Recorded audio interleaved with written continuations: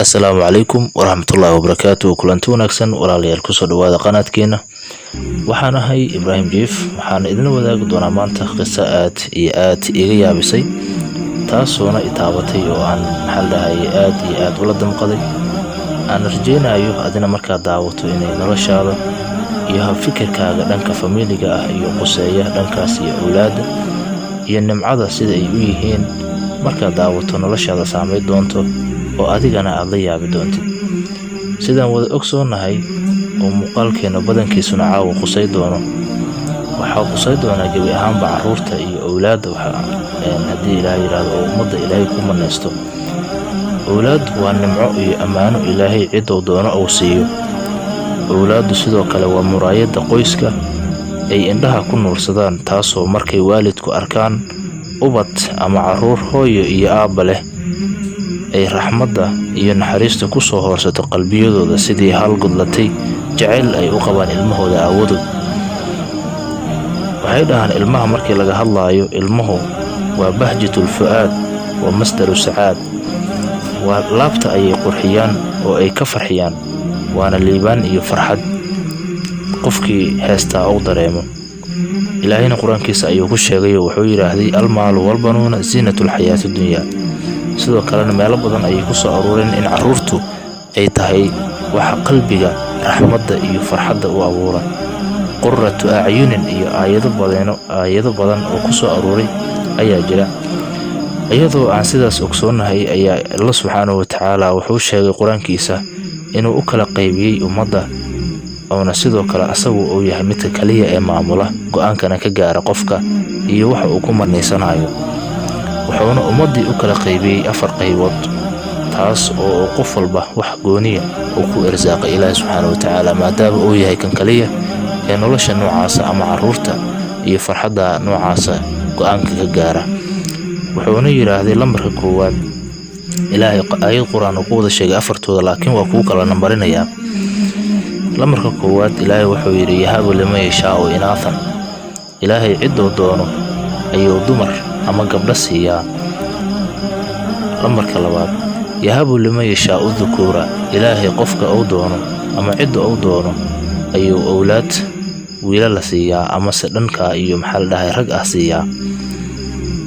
qodobka saddexaad waxa waaye oo yuzawijuhum dhukranan wa inaathan ama Ilaahay cidoo doono ayuu wiilal iyo gabdha isugu daraa labadoodaba kan afaraad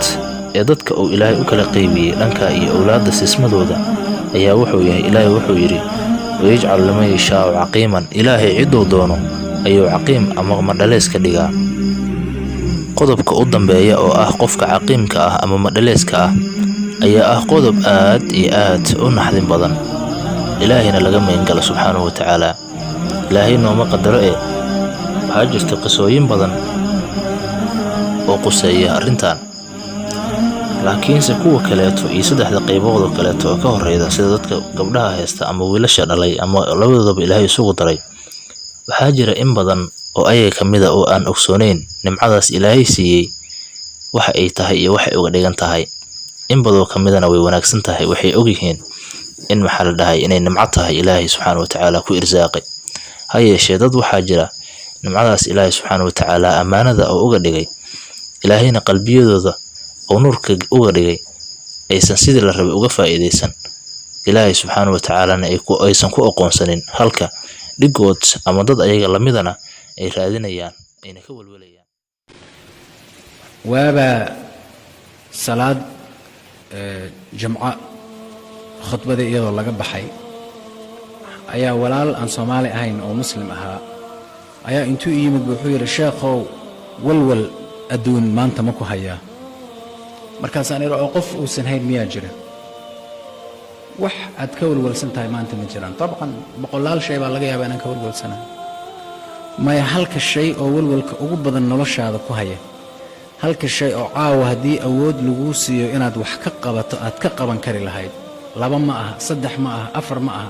hal shay awood hadii lagu siiyo 5 daqiiqo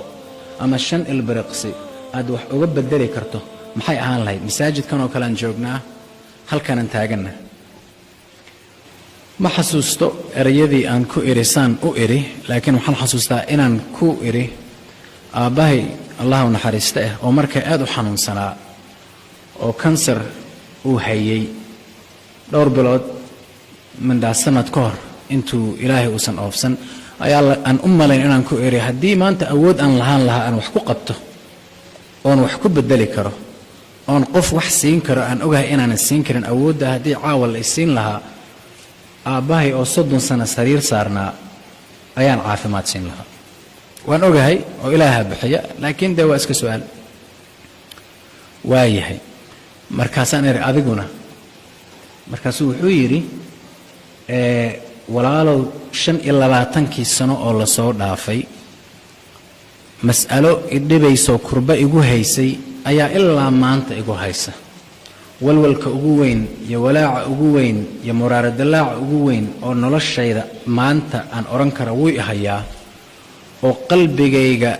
kala googooyay ilintu ay dib iigu noqotay yacni ceyl iyo muraaradalaac dartiis aysan xataa iga soo baxaynin waa mas'alo 25 sano isku si uun ii ahayd wax shalay igu bilowday ma aha sanad ka hor wax bilowday ma aha 7 sano ka hor wax bilowday ma aha 25 sano waa rubuc qarni markaasaan eri maxay ahayd wuxuu yidhi 25 sano ka hor ayaan aniga gabadha aan isqabno aan isguursanay waxay ahayd maalin farxad badan oo dee qof walboo reer iyo safarkaas farxadda la bilaaba waa maalin farxadeed wuxuu yidhi 25 sano oo la soo dhaafay gabadha iyo anigu wax kale ma aanan qaban waxaan raadinayna oo gees ilaa gees bari iyo koonfur galbeed iyo waqooyi caalamka oo idil aan u marnay in hal ilmo ah un aan dhalno hal wiil gabar gaaban dheer cas madow maariin ma kala jecelin hal un ilmo ah inaan dhalno hal 25 sano oo noloshayda ah waxaan ku bixiyey iskool inaan aado kuma bixin lacag inaan tabcado kuma bixin dad inaan iskoolla ka saaro kuma bixin tacliin kale inaan u safro kuma bixin wax aan u bixiyey oo kale oon maanta oran karo waxaasaan 25 sano oo la soo dhaafay aan qabtay ma ay jiraan ilaa 50 dal ayaan mara dhakhtar kasta oo caafimaadka ilmaha iyo dhallaanka ku saabsan oo caalamka galbeedka jooga wuu yar yahay midaanan u tegin 25 sano 50 sanaan u mara buur kasta iyo bohol kastaan uga dhaca joornaal iyo magazine ku saabsan dhallaanka iyo ilmaha iyo uurka iyo oonan akhrin oo caalamka ka soo baxay 25 sano waa yar yahay 500 oo kun oo dollar waa nus milyan soo ma 500 oo kun oo dollar ayaan 25 sano ku bixiyey meeshii maalin la igu yiraahdaba dhakhtar baa jooga waa dad saanoo kale intay ku dhacday saa ku yiriyo saasay noqdeen kadib ilmay dhalay inaan raadiyo maalin Jarmalka aan aado maalin Afrika aan soo aado maalin India aan aado maalin Mareykan aan aado maalin halkan aado 25 sano oo cumrigayga ka go'an 500 oo kun oo dollar oo dhididkayga iyo dheecaankayga aan saacado fara badan mararka qaarkood 3 shaqo oo isku xigta intaan mid ka baxo 8 saaca oo mid kale galo 8 saaca ayaan mid kale galay 8 saaca 24 saacad halkaas ku dhamaadeen waa 3 shift inta waxaan u maray maalin in aan ilmo yeelno oo anna aabe la yiraahdo gabadha aan isla joogno nolosha isla qaybsanana hooyo iyadana la yiraahdo oo ilmo yaroon dhalnay aan aragno oo socda oo sii socda oo soo socda oo habeenkii nala seexda oo xataa dhibka ilmaha waa farxad insaanku uu u baahan yahay subxaanallah waxaan soo xasuustay allah jalla jalaaluhu yahabu liman yashaa'u inaatha waxaa laga yaabaa halkan rag baa fadhiya caawa ama hooyooyinba 5 gabdhood leh haddii caawa aan weydiin lahaa maxaa maanta jeclaan lahayd ubadkaaga markaad ka fakarto reerkaaga wax miyaa kaa maqan waa laga yaabaa halkan inay hor fadhiyaan qof i oran lahaa inuu jiro warniyo 5 gabdhood baan leeyahay alxamdulilah dhib kuma qaba laakiin ilaahu yaa wiil iigu dara ama laba iigu dara wayahabu liman yashaa'u dhukuura ilaahay ciduu rabana isagaa wiilal siiya halkana laga yaabaa caawa inaan isla fadhinno aabbe iyo hooyo haddaan weydiiyo maybe sheekh maxamed inaad adiga ka mid tahayba ma ogi aan oran lahaa ubadkaaga iyo ilmahaagu maasha allah wax walba soo ma aha dhegdheg ma aha niyahow waa alxamdulilah horta wax dhibaataa ma jiraan laakiin 6 wiil ayaan wax aan ku sameeyay garan lahoo dhibkoodii aan la seexan lahaa habeenii maalinba bal waxaa la yidhi gabdhaha ka naxariis badan gabar iyo laba hadduu ilaahay siinayo waa balay soo ducaa sheekha labana cidina midna gabdhuu siiyaa midna wiilashuu siiyaa wiilal unbuu siiyaa midna labadu isugu daraa dhukraanan wa inaathaa halkan waa fadhiyaan hooyaday waxay dhashay 4 wiil iyo 2 gabdhood oo la isugu daro halkan qof baa fadhiya 4 wiil iyo 1 gabar 3 gabdhood iyo 3 wiil 2 gabdhood iyo 4 wiil ilaahay uu isugu daro nimceeyo barakeeyay wayajcalu eebaa ka yeela halka loo soo socdo wataa man yashaau cidda uu doono marka waxaan soo xasuusan walaalkii maalinta su'aasha i weydiiyey oo waagaas igu yiri amrigayga oo dhanba waqti u dhigma ayaan waxaan raadinayaa hal un ilmo ah in ilaahay uu siiyo lacag noloshayda say waqtahay aanan aragna igu yiri waxaan ku bixiyay hal ilmo ah unsaan ku heli lahaa ilaahay og yahay inaan arki doonaba lacag intaa la eg noloshayda kullay weli aanan arag yaa aan ku bixiyay wayajcalu eebaa man yashaau ka yeela man yashaau cidda uu doono caqiiman caqli kastuu leeyahay lacag kastuu bixiyo cid kastuu yaqaano caafimaad kastuu doono dhakhtar kastuu la hadlo ajashi eebaa waxay noqotay ilaahay ayaa xukmay in uusan weligiis aabba noqonaynin wiil iyo gabartoona inuusan dhalaynin caqli kastay leedahay cilmi kastay leedahay qurux kastay leedahay si kastoy deeqsiyad u tahay oo wanaagsan tahay oo ilaaha xukmay iyana inaysan hooyo noqon doonin weligeed haddana aysan ahayn barrina aysan noqon doonin ilaa maalinta qiyaamana aysan dareemi doonin dhadhanka hooyanimo waa dhadhan gooniyo insaanku uu dareemo oo macaankiisu uu ka duwan yahay dhadhan kasta oo aan dareeno ama la dareemi karo macaankiisu uu ka duwan yahay qofkii ubad leh oo ubadkaasi maalin intaad bannaanka dad isku soo layseen ama shaqo dheer aad ku soo daashay oo caguhu ku barareen oo caawo dhan aad taagnayd iyo maanta oo dhan inta guri aad timaado ilmo yaroo dhashay ay ku soo ag fadhiistaan oo madaxaaga iyo garkaaga iyo timahaaga iyo cagahaaga ku ciyaaraan unbaa garan kara macnaha iyo dareenka arrintaas ay qadiyadaas ay xambaarsan tahay unbaa garan kara oo waxaanan garan karin qof sida walaalkaas oo kale intaasoo meel maray wuxuu yidhi waxaanse ku soo gabagabeeyu yidhi noloshayda sheekadii noloshayda 2 shay marka af ingiriisku markaa igu leeyahay 2 shay ayaan yacni waan ka arrintaas waa ka joogi yidhi waa bes waa dhammeeye waa ka bogsaday waa dhammeeyey buuggaas waan xiray inaan lacag dambe iyo dhakhtar dambe aan ku bixiyo ubad inaan doono saan hal un u heli lahaa 25 sano waa ka bogsaday waa ka joojiyey wuxuu yidhi 2 eray oo mid wuxuu yidhi waa daalay I am tired waa daalay wax kastaan sameeyey cod kastaan la hadlay sheekh kastaan ii ducay dhakhtar kastaan maaragtay waana weydiistay kow waa daalay 2 wuxuu yidhi erayguu yidhi baan idin odhane I am content waxaan ku qancay in marxaladayda iyo xaaladayda sida ay tahay aysan weligeed iska bedelaynin waana daalay waana qanca waa bogsaday macna waxaan ku bogsaday oon ka bogsaday in ilaahay wuxuu ii qoro mooyaane aanan helin wax kale lacag kasta oon bixiyo dhakhtar kasta oon la hadlaba akhi almuslim wa ukhti almuslima imisa caawa halkan fadhida oon maalinna shilin aanan gelin ubadka aad leedahay in ilaahay uu ku siiyo imisa caawa halkan fadhiya dhallinyaro oo guurdoon oo ilaahay guur wanaagsan oo farxad iyo kalgacayl iyo xushmad iyo iimaan iyo naxariis aan gawoobinoo duqoobin ilaahay ha siiye ah imisaa guurdoona caawo oo wax walba oo kale oo maskaxdooda ku jira ay tahay talow lacagtii arooska aan ku dhigi lahaa halkee laga keeni lahaa gabadha reerkooda goorbaan ka dooni lahayn odayaashii raaci lahaa cali iyo cusmaan mooyaane jaamac ma ku darsanaa masaa'ishaas ay qalbiga uga jiraan oosan marnaba aysan xisaabtaba ugu jirin ma laga yaabaa 50 sano 40 sano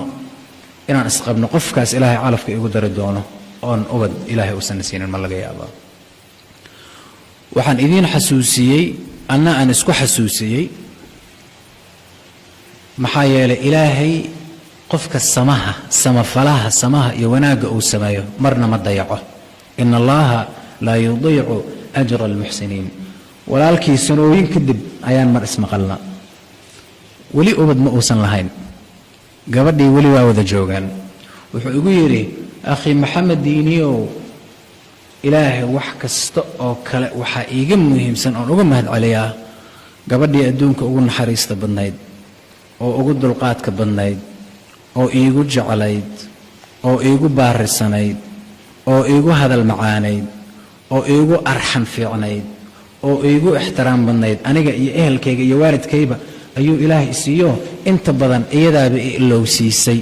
mushkilo iyo muraara dilaac kastoo ilmo la'aantaas ay 25 sano igu abuurtay allahu akbar ilaahay wuxuu iiga dhaqay wixii aan soo maray walwalkii iyo walaacii i kala gooyey walbahaarkii maskaxdayda qabsaday 25 sano waxaan gambar gaaban iyo mid dheer u fuulaba ilaahay wuxuu iiga zuuliyo iiga gooyo iiga dhaqay xanuunkaas gabaraan isleeyahay adduunkuwa mandhaa iyadoo kale ma taagna adduunkuwa iyadoo kale lama keenin fiiri ilaahay ma uusan dayacin wanaaggii iyo naxariistii iyo iimaankii uu lahaa inkastoo saas uu 25 sano la soo murugooday haddana wuxuu igu yidhi sidaasoo tahay ugu yaraan mandhaa 1,000 masjid oo kala duwan caalamka 50 dal oo kala duwan waa tagaa salaadan isku aadiyaa salaada markaan la tukado imaamkan u tagaa ku dhaha sheekhow dan ayaa ay haysatay walaalo ii soo ducaa xataa uma sheegto waxa ay haysto ilaa 1,000 masjid waa gaaraysaa yiraahdo masaajidda aan tagay caalamka oo anoona cidna u sheegan aan jamaacantaan istaaga mararka qaarkood la ii haysto qof wax tuugsanaya ama lacag weydiisanaya oo day qalbi jabisa laftarkayga walaal war fariiso iraad ma afwan ma lacagna ma weydiisanayo walaalayaalow arrin baa ay haysata iisoo duceeya ilaahay inuu ii fududeeyo shaydaanku waa u qurxin lahaa dhowr sano markuu saa ku wado marka dambe wuxuu ku oran lahaaba war meeshan wax dadka meeshan fadhiyo masaakiinta waxba kuma qaban karaane iyaguna waxba iskuma qaban karaan iska daa meeshan aad tagaysaaba waqti lumis ah saasoo tahay waxaan ku wada sheekaysanaynaa 25 sano kadib masaajid dhexdiis soo salaada jamaacada soo maaragtay soo istaagay marka waa tan koobaade xanuun kasta ood marto hadduusan eebbe adduunkan kaaga abaalmarin tii aakhira waa la wada ogyaho dee eebbaaba ballantaa qaaday laakiin samaha iyo wanaaggu khaasatan midda aad qarsato ood wax badan aduu u qallibi kara aad ku sabarto dad kalena af iyo adin xumaantaada aad ka reebtood ka celiso yani wuxuu yidhi inta jeer ma garan kartid inta jeeroo masjidka intaan istaago ay iqabataba dadka meesha joogo dhanba ma caysaayo ma ku qaylisaa laanna wax kaa tan badan wax iga tan badan ayaa marba maaragtay soo qaada laakiin intaasoo dhan ilaahay kow wuxuu ku abaalmariyey adduunka in farxad iyo sakiino iyo deganaan guri oo laga yaabo in badan inaynaan haysan ilaahay hana wada siiye ah adduunkan ilaahay inuu ku siiyey dee aakhirana qofka wanaagsan ilaahay jalla jalaaluhu aan uga baryaynaa beeraha firdowsa maca annabiyiina waasidiiqiina washuhadaa wasaalixiina ilaahay inuu geeyo innagoo dhanna wada geeyo waa tan koobaad alimaam ashaafici wuxuu yidhi isagoo og maalin waxaad weydiisato wax ka duwan in lagu siin 10 sanood wax weydiisanaysay in qof dariskaa ah aad mararka qaarkood arkayso oo la siiyey wixii adiga 10 sano aad u ducaysanaysa wax kasta wadada iyo safarka xayaatada iyo agaasinkeeda wada kastoo kula soo marto luuq kastoo kaa soo rido murugo kastoo kugu soo rido wuxuu yidhi wastarziq illaaha fiima khazaa'inihi faina alamra bayna alkaafi wannuuni haddaad rabto wax un ilaahay inuu kugu irsaaqo ubad shaqo cunto cilmi reer qur-aankood barato waxay noqotaba ilaahay weydiiso oo waxaad ka weydiisataa khasaa'inta ilaahay in uu kaa siiyo ilaan iyagaan marnaba aan eber noqonaynin walilaahi khasaa'inu الsamaawaati wاlard lilaahi ma fi الsamaawaati wma fi اlard lilaahi mulku الsamaawaati wاlard lilaahi maqaaliidu الsamaawaati wاlard account marna aanan hoos u dhacayn 7 bilyan iyo 400 oo kun oo qof ayaa caalamka joogtaa la yidhaahdaa gaal iyo muslimba madow iyo caddaanba haddii 7 bilyan iyo 400 oo kun oo qof ay hal mar wada istaagaan oo hal mar bilaabaan inay wada hadlaan oo hal mar ilaahay jalla jalaaluhu wax wada weydiistaan oo qof waliba ay qofka ku xiga wax ka duwan uu weydiisto ilaahay waa 7 bilyan iyo 400 oo kun oo codsi oo kala duwan ilaahay jalla jalaaluhu ma awoodo oo kaliya inuu hal mar wada maqlo 7 bilyan iyo 400 oo milyan oo qof oo waxyaalo kala duwan weydiistay ee ilaahay jalla jalaaluhu wuxuu awoodaa in 7 bilyan iyo 400 oo kun oo qof oo gaal iyo muslim caddaan iyo madowba leh in qof waliba wax uu weydiistay isagoo barta taagan sida uu u weydiistay ilaahay inuu siiyo jalla jalaaluhu yas'aluhu man fi الsamaawaati wاlard innagaa maalin walba wax weydiisana gurigaygaan ogahay inta wax laga weydiisto maalin marxaladdu ay tahay ilaahayow imtixaan baa ku soo socda walaashay ama walaalkay ama wiilkay ama gabadheeda ilaah u fududee maalinta kale ay noqoto ilaahu shaqadii ayaa culays iga haystaa ilaahu meel ka wanaagsan oo ka waasacsan oo xalaala ilaahu risqiga sii maalin waa ilaahu wiilkayga waa ku soo dadaale waa ku soo tiiriya tacabeela wax kastoon haysto iyo waxaanan haysanba waa isugu daray ilaahu wax kasta oo qalbiga idalaaciyuu sameeyaaye ilaahu wiilkayga isoo hanuuni qof bay ka taagan tahay ilaahu gabadheeda wax walbaan sameeyey masjid kastaan geeyey iskool kastaan ku qoray tarbiye kastaan siiyey ilaahu waa 30 jir hal maalin xijaab ma aysan xiran ilaahu isoo hanuuni qof bay ka taagan tahay ilaahu hooyaday 30 sano ma arag sharci ma haysto adduunka dacalkiisa kale taagan tahay ilaahu adaa yaqaana saad isugu kaaya keeni lahayd ilaahu maalin iyo meel un isugu kaaya keen ma aragtaa yas'aluhu man fi الsamaawaati wاlard kulla yawm ma laha sabti iyo axad jimco la nastana ma laha insaanku iyo sanku neefluhuba ilaahay inuu wax weydiisto intaan hadda sheegnay iyo malaayiin kale oo aanan koobi karin waa wax maalin walba iyo daqiiqad walba iyo ilbiriqsi walba iyo asbuuc walba iyo sanad walba dhici jiray hadda dhici doonana ilaa maalinta yawm al-aakhir ilaahay umuuraha insaanka saa u kala dabaray kulla yawm huwa fii sha'n maalin walba ilaahay umuuraheenna kala dabara imisa waxa maanta aan rabo caawa haddaan heli karo waxaa macquul ay u badan tahay sheekh moxamed cabdiweli inuusan rabin oo wax kale uu rabo halkan masaajidkan intanada ku fadhisa keliya ayaa mindhaa 250 300 waxaan nahayba haddii maanta qof waliba la yiraahdo maxaa wax un ilaahay weydiiso waan hubaa 290 in naga mid ah waxyaalo kala duwan inay eebba weydiisan lahaayeen jalla jalaaluhu in allaha laa yudiicu ajra almuxsiniin